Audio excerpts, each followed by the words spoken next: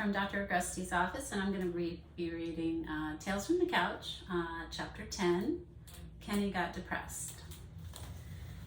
Kenny and his mother walked into my office one day, and they both looked like they were in distress. Kenny looked distracted, as though he was having a hard time following what was going on in the room. He was physically present, but mentally, you had the sense that he wasn't really there. Kenny was 32. A little over 6 feet tall, with spiked blonde hair, slender, very muscular, well-dressed in a nice shirt and gray pants. But they were loose-fitting, as though he had recently lost weight. The mother, neatly dressed, looked very concerned, almost alarmed. They came in and I invited them to sit down. As they did, the mother started talking, as though she couldn't get the words out fast enough. You could feel the worry and anxiety in the tone of her voice as she said, "Doctor, I've been worried about him for about the last 6 months. I know he's depressed. He's just very sad. He said he's been feeling very isolated. All he talks about are negative things, and he says he can't concentrate at work. As a matter of fact, the past 4 days, he hasn't even been able to go to work." The mother continued, reporting that it seemed that Kenny would fixate on certain thoughts. These seemed inconsequential to everyone, but they fully occupied his mind and prevented him from finishing any projects or getting any work done. It didn't take a rocket scientist to recognize that Kenny was depressed.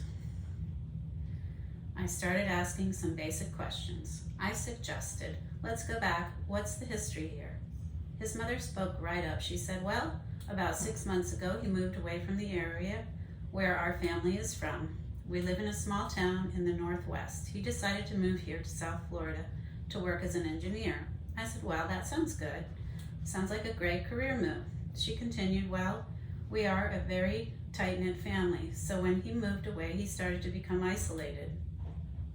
She goes on to say that he had been here for 6 months and that she had noticed a steady deterioration in that time. In my mind, I'm thinking that leaving family and friends behind and starting a new job likely precipitated this depressive episode.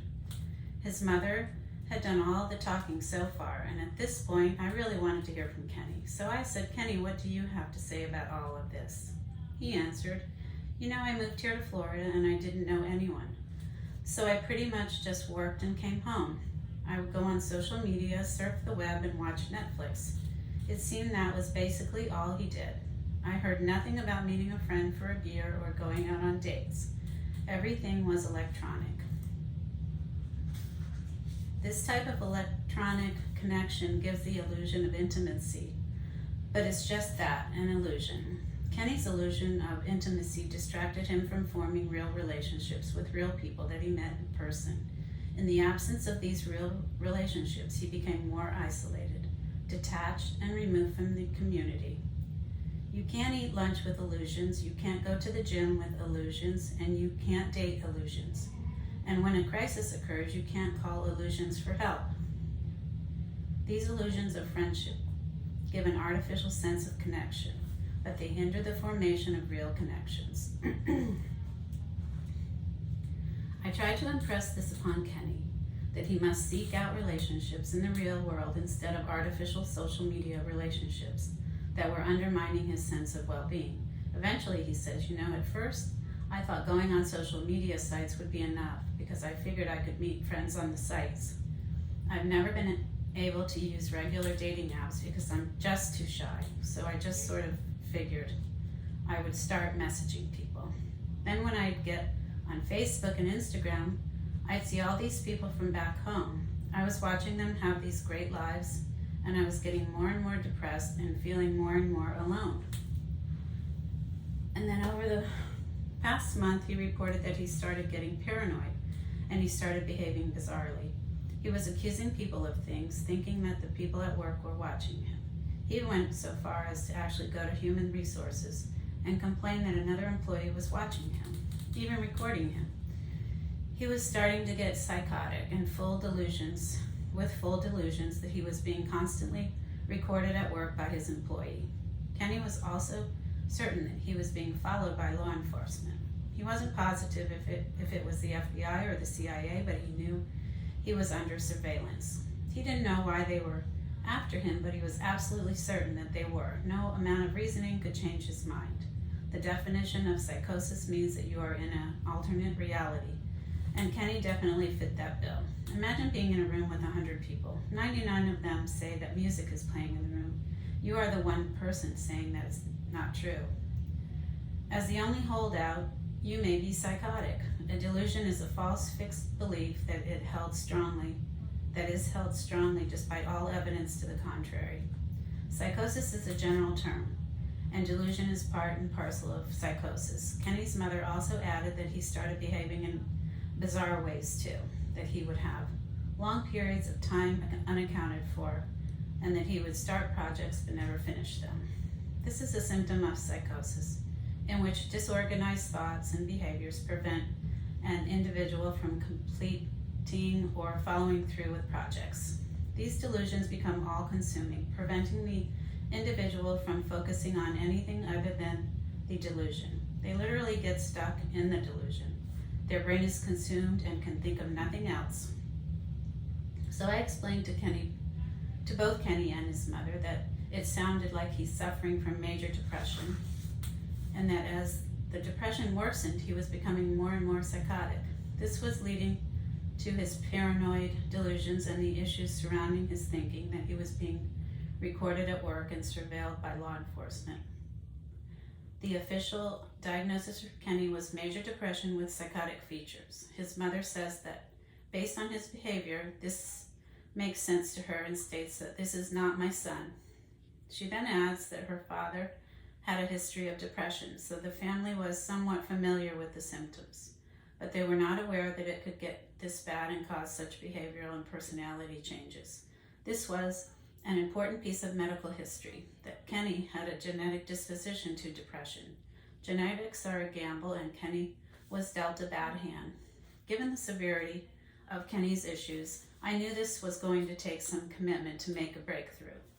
There was also an urgency to treat because depression and psychosis are neurotoxic to brain cells, and going untreated can cause permanent brain damage and loss of function.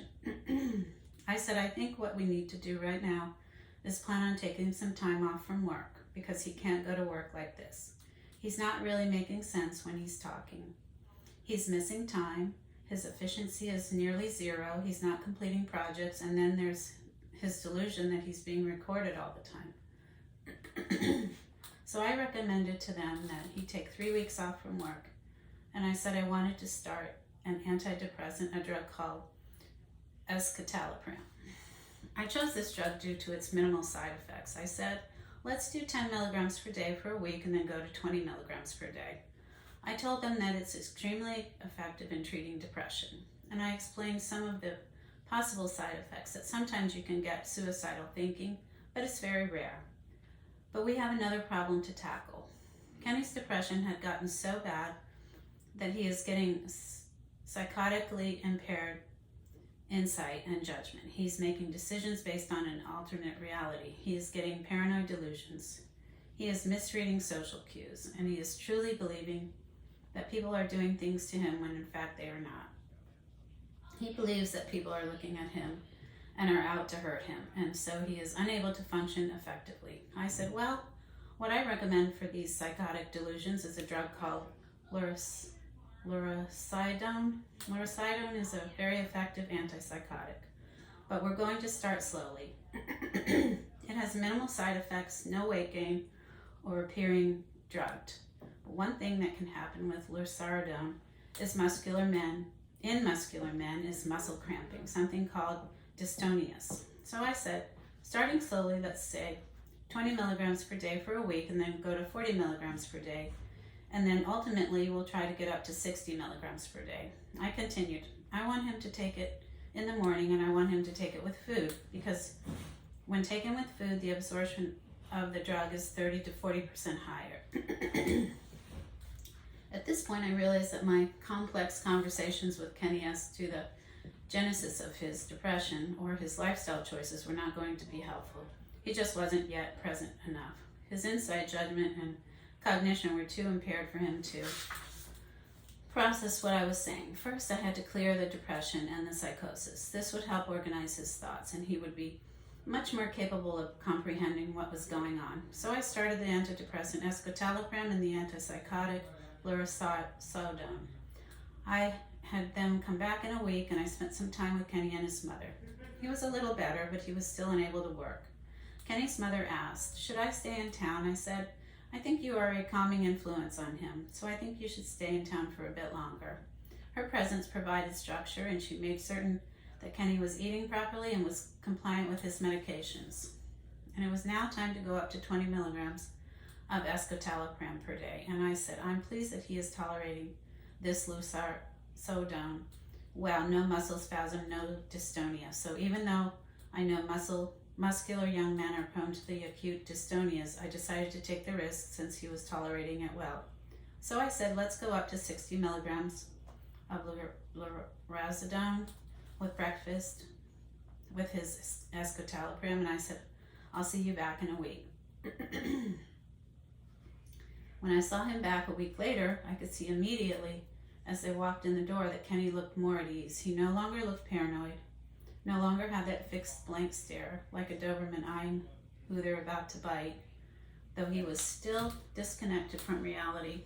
Kenny was now making better eye contact, and he was more interactive in conversations. I didn't want to jinx it, but it seemed that the crisis had subsided. He said, "You know, I think I could go back to work now." I considered this briefly, but said, "Well, I think it best that we wait another week." I could tell he was disappointed, but now was not the time to rock the boat.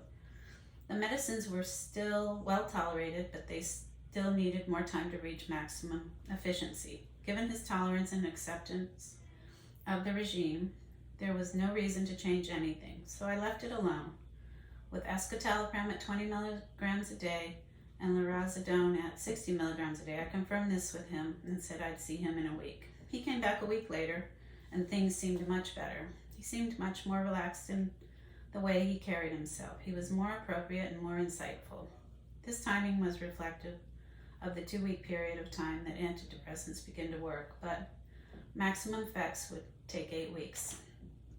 His antipsychotic lurasidone takes 2 to 5 days to begin working, with maximum effects at approximately 6 weeks. In any case, he now realized that cameras were not recording him. People were not accusing him of things. His coworkers were not out to get him, and he was not being surveilled by the FBI or CIA. He was tolerating the medicines well and complying with the regime, and things looked good. So at this point, I suggested that his mother hang around for another week. She was cooking meals, making sure that Kenny was eating, and they were now even going for walks together. I should note here that exercise is critical to psychological recovery. 40 to 50 minutes of exercise a day is extremely helpful in treating depression. I recommend that to everyone, along with eating a healthy diet. Diets should usually include fresh fruits and vegetables, and avoid things like sugar, red meat, white flour, and dairy. I also had Kenny taking vitamins. Omega-3s are very important, along with B-complex vitamins and folate. These can all benefit depression. Things with Kenny were stable. He was doing pretty well, all things considered. I suggested we meet again in a month, but reminded him that I was also available should he need me sooner. He came back in a month alone. By this point, his mother had returned to their little northwestern town. I knew he needed to address the root of the issue, so I said, "Kenny, we're going to have to talk about how you got into this mess." He replied, "I know, you're right." He sighed and said, "I moved from the Northwest, away from my family and friends, here to Florida, and it was the first time I was really alone. I felt so lonely, so I was always looking at Facebook and all my friends and the people from my town, and everyone seemed to be having so much fun." And I said to him, "Kenny, did you ever think that these people only post the one picture on Facebook when they're having the best moment of their life, or this week, or this month? I think instead of making you feel closer to them, getting on Facebook is making you feel worse." I could see he was sort of non-committal. And he said, "I don't know." I said, "I want to tell you a story. I was watching this program on Nova, this television series, and it was about these 3 monkeys. They had them in high chairs, and I explained the first monkey got a Cheerio, just a little piece of cereal, and that monkey was happy. The other 2 monkeys were like, hey, give me a Cheerio. So they gave the second monkey a Cheerio. So he was happy. Like, great, I got a Cheerio. Now for the third monkey, they pulled out this bag, red juicy grapes. They pulled out a bag of red juicy grapes and they gave it to the third monkey. The other 2 monkeys started throwing hissy fits. They were jumping up and down, screaming in their chairs because they realized that someone else was getting something better. Someone else was eating something bright, juicy, and delicious. And it caused a great deal of anxiety. And these monkeys that had been happy with the Cheerio became agitated and clearly disturbed. I said, Kenny, you're like the first monkey. You're eating Cheerios and you're fairly satisfied with that, but when you see that other people on Facebook are getting the grapes and it's making you depressed. You probably didn't even realize it at first, but every time you look on Facebook at the people back home, they're having parties, they're going on fishing trips, they're going golfing, and they're playing tennis. They all seem like everything is great. I tried to explain that these pictures are small moments in time that they capture and post. They're people showing off only the good moments. No one shows off a picture of when they get fired. No one shows off a picture of the day they lost all their money gambling. No one shows off a picture of when they had a knockdown, drag-out fight with their girlfriend. No one shows off the picture when they spill lunch all over their shirt. No one shows off the picture when some horrible thing happens in life. They only show off the best moments. You are fixated on these Facebook posts. When you moved, they became your lifeline, but they're doing you more harm than good. While we're on the topic of Facebook and social media, this is starting to be a theme in many of my patients. So I told Kenny, you've got to stop looking at Facebook. It is not helping you. And this whole thing with your Instagramming and texting and messaging these random people who you've never met in person is not working either. You need to put down the electronics because not only are they making you feel more lonely, not only are they disconnecting you from real people, but they are making you think that everyone else is having a good time and you're not. So it's making you more depressed. It's not connecting you to people. It is alienating you because you are spending all this time doing things in the electronic world, but it is getting you nowhere in the real world. He then asked, well, what should I do? I said, just some basic changes. I recommend that you continue to exercise every day, but in some sort of public setting, especially if it's outside in the sunshine. Create an exercise program where you do something with people outside, like maybe tennis, routine activities like working out or how we meet people. Kenny said, I used to play tennis a lot. I said, that's perfect. Why don't you join a tennis league? It took some coaxing and a lot of encouragement, but Kenny started playing tennis again and actually enjoying it. I saw him a month later. It seemed that work was going better and he had actually gotten a new boss. So I said, maybe you need to have some conversations with your new boss, set some goals together. And he agreed that he would make time to talk to his new boss. So I asked, how is it going with tennis? He replies, the tennis is going really well. I play now on Saturday and Sunday mornings, and he continued, and I'm working out at the gym. I was so pleased to hear that he had taken me up on my suggestions and said, this is a really good start. Now as you make real friends, you're probably going to find yourself in social situations where there will be drinking. Let's make sure you're not drinking alcohol because you know that alcohol is not good for you. It'll only make you depressed. As an aside regarding alcohol, I see a lot of people in my practice who think that alcohol is a solution to their anxiety or depression. This could not be further from the truth. Alcohol is a depressant and will undermine the effects of the antidepressant medications. So I say, I know you're a single man and that you are shy to approach women, but alcohol would not be the answer to anything. And I asked, how about all the electronic stuff? How's that going? He tells me, I totally stopped looking at Facebook and I had to just disconnect. I said, look, you don't need to be unfriending people. You really just need to check your social media fewer times a day instead of all the time. Instead, focus on your life and being present. Right now, you're working out in the morning, you're going to work, you're trying to create conversations at work where you get to know people, and you're in the tennis league, playing on weekends.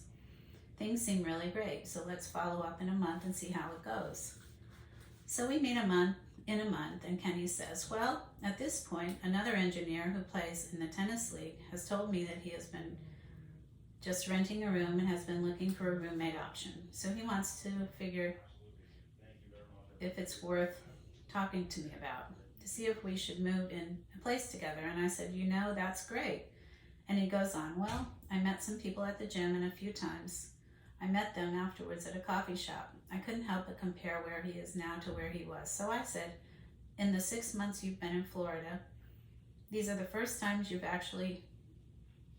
actually having real conversations. Do you realize that? He said, I know. I had to put down the phone and I had to get real. I found that I cannot live on the electronics. All the social media was bringing me down. I said, you're prone to depression, and while you thought it was keeping you connected, it was actually isolating you and making the depression worse. So he had the tennis, and the engineer from the tennis league moved in with him, and he's working out every morning. He's meeting people at the gym. He's even starting to talk to people at work. I then re-emphasized the importance of these real-life interactions, that they were as essential as the medications and the psychotherapy in treating his depression. I said, well, fine. You seem to be doing really well. Let's see how you do in the next month. So he comes in the next month. I just wanted to double check something with him. I said, you're taking your medication, right? Sometimes patients start feeling better and they think they can go off of the medication regime. This can often spell disaster. I waited for his reply. He says, yeah, I take the escitalopram 20 milligrams and the lorazepam 60 milligrams in the morning. I'm not getting any side effects. My mood is good and I'm not paranoid. I'm getting my work done. This is everything I wanted to hear. So I said, the depression has lifted some, and those bizarre thoughts, those psychotic thoughts are gone. Just so you're aware, you're probably going to need to take these medications for a year. But you're going to fall back into depression if we don't make sure we continue to work on any social issues that may pop up. Kenny agreed. This was about 8 or 9 months into his treatment for his essential mental issues. He said, I met a girl, not a girlfriend, but just someone who I've done things with. And he continued, and now I'm starting to work out with my engineer roommate and another friend once in a while. So he's really learned to talk to people, and he is not living through an imaginary Facebook place somewhere in the west. He is regularly meeting people, and these social connections are critical. The roommate is teaching him how to cook and has even introduced him to this girl. And they have been out a few times. It's nothing that deep, but it's still something. So things have progressed, but I have to really educate Kenny and talk to him about the dangers of the electronic media, because it had separated him so severely from the real world. It had given him the illusion of companionship. It had made him compare his life to other people's lives and made him so extremely depressed and anxious, just like the monkey who got the Cheerio instead of the grape. So the key with Kenny was, he needed meds to treat the depression and resulting psychosis, but we also had to focus on the real world and disconnect from the electronic world, because that world had become very much a negative in his life. Every day I see how it can actually separate people, making them feel alone. It makes people compare their lives to those of others, and that rarely turns out well. So as Kenny and I continue to work on this, things seem to be moving along much better for him. But there are a lot of lessons here for a lot of people in terms of Instagram, Tinder, and Facebook. The best advice I can give is to be very careful when using a social media and navigating the electronic world.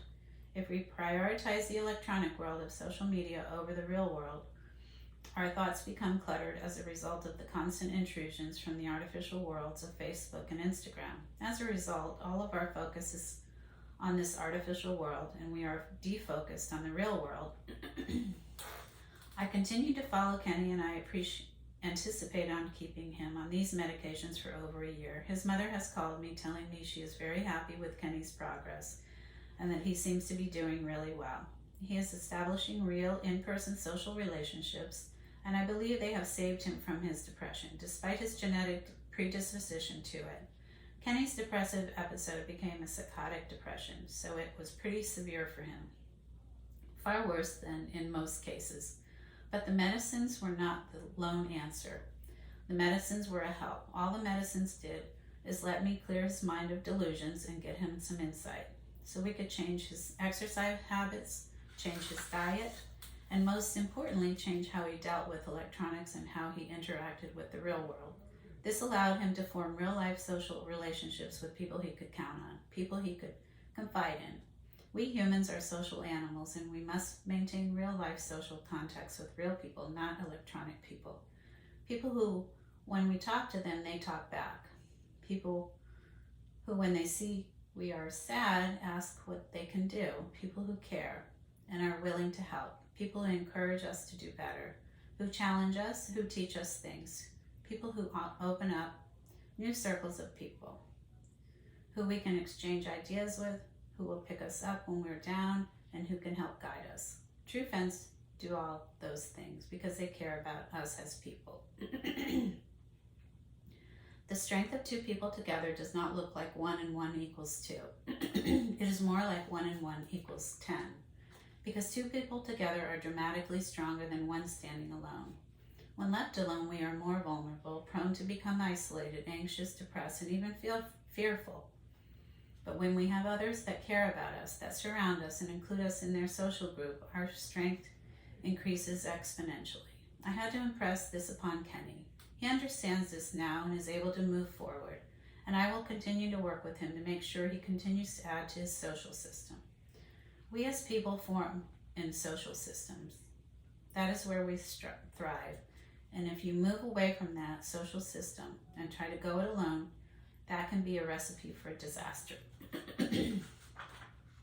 Social media has huge advantages and can allow us to be in contact with and part of many people's lives, but social media can also function to pull us apart. The illusion of connectivity and the ability to instantly interact with others gives us the illusion of real socialization. The reality is, it is not. Social media has its benefits, but it can consume our thoughts, leaving us isolated, alienated, and vulnerable to mental illness. Just ask Kenny. Kenny got depressed, but eventually found a group that was good for him, so Kenny's not depressed anymore. And that's the